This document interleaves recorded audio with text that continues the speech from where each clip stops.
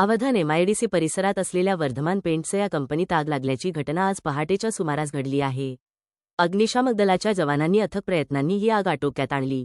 आगीत सुमारे 2 कोटी रुपयांचे नुकसान झाल्याची शक्यता वर्तवण्यात येत आहे. दरम्यान 2 दिवसांपूर्वी याच परिसरात इंडोमाइन्स कंपनीत देखील आग लागल्याची घटना घडली होती. वारंवार घडणाऱ्या आगीच्या घटनांमुळे कर्मचाऱ्यांमध्ये भीती पसरली आहे. आज पहाटे 5 वाजेच्या सुमारास अवधान एमआयडीसी येथील दिवाणमुळा शिवारात असलेल्या वर्धमान पेंट्स या कंपनीत अचानक आग लागली. क्षणार्धात आगीने रौद्ररूप धारण केले. आगीचे लोळ आकाशात दिसू लागताच कामगारांनी त्या ठिकाणी एकच गर्दी केली होती.